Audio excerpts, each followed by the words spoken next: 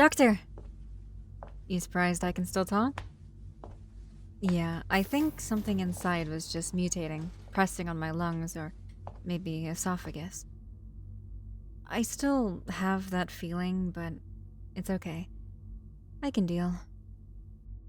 My tail didn't seem to be done mutating, and it got a lot longer. See? Well, really, I'm sure it's the first thing you noticed when you walked in here. My bat wings finished mutating, and I think they have just begun their next mutation.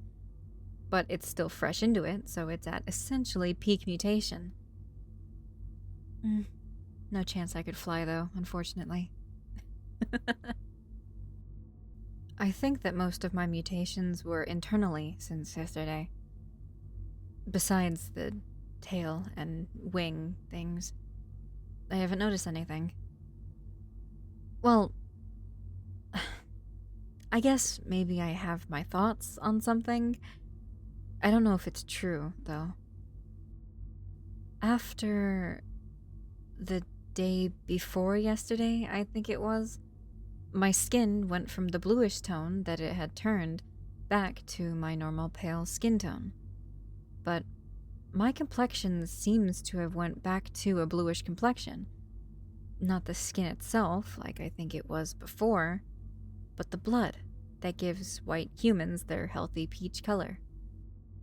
And I think that might be because my blood has become copper-based and turned blue, not iron-based and red, like a regular human. I don't know how that would happen. I'm not sure how much copper is in the food that I eat, but surely not enough to supply my whole bloodstream. And honestly, it's just speculation. I don't want to prick myself to bleed just to completely find out. It doesn't matter too much, because I'm sure it'll change in the matter of a day. I say copper, since horseshoe crabs have blue blood, and their blood, I believe, is copper-based. I had to write a paper on horseshoe crabs in school, and it seems that my brain has prioritized horseshoe crab facts rather than any math skills. I hate it so much. Anyway, moving along. What's the agenda today? Another test? Oh, did you think about that data and what it could mean? I did as well. But I'm less confident in my thoughts than what you could have come up with instead. You are the doctor, after all. So, what's your diagnosis?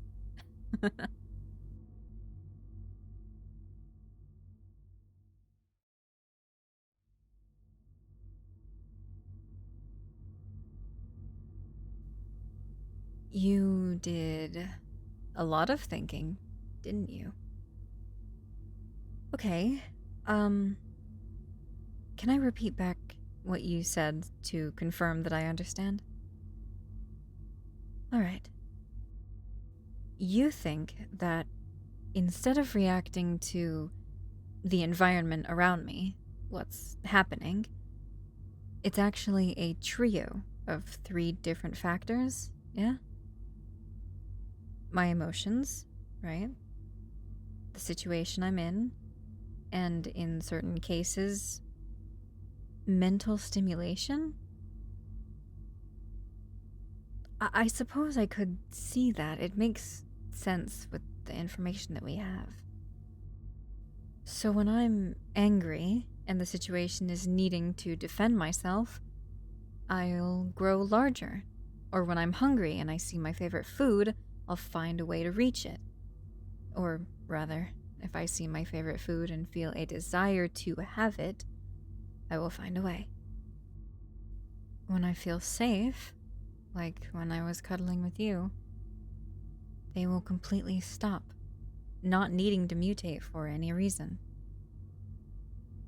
I had never had a reason to be afraid or really feel anything besides neutrality in the lab, so I never mutated in response to my environment. And the reason that my mutations sped up in the lab is the lack of mental stimulation. The white atmosphere, the lack of contact with other beings, the boredom. So, my mutations gave me something to stimulate my mental. Guessing what I would look like the next day, the tingling sensation that I don't realize that I feel until it's gone. You know? I could have possibly had the anomaly for much longer than I thought with this theory, because it could have laid dormant in my day-to-day until I stopped going on my walks and my cat passed away. With the lack of those visual and physical stimulation leading to less mental stimulation, I began mutating. I guess coupled with the sadness and stress of grieving as well. Then, with the mutations, I became more reclusive because I didn't want people to see me, perpetuating the cycle. With all of this laid out, Doctor, that means I won't be able to control my mutations, will I? Unless I'm in a certain situation, my mutations are unpredictable. Even in situations evoking a certain reaction, I can't choose what my mutation does. The only time they are stable and predictable are small patterns in mutations, like when my eye split, and when I'm adequately mentally stimulated. Unless you want to keep studying my anomaly, I want to go back to normal. I'm completely fine staying as I am now, mutating and getting tests thrown at me to potentially control the mutations, but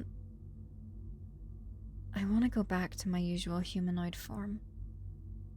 I miss it, truth be told. It's a lot more comfortable to be humanoid than an amalgam. Speaking of which, ever since I met you, I haven't been mutating as harshly. I've stayed... well, I guess not. But I stayed humanoid for a long time. And I don't know how you happened to do that, but however you did, I appreciate you. I guess I feel differently about you than the last doctor. Take that as you will, I guess. As disappointing as the news of me not being able to control my anomaly is, I'm happy that I understand what's in me a little better. Well, no, actually a lot better. So, I guess you can either choose to have me here as an anomaly, a treated anomaly-infected human, or let me leave, now that I understand how to control my mutation to not be obvious. What'll it be, Doctor?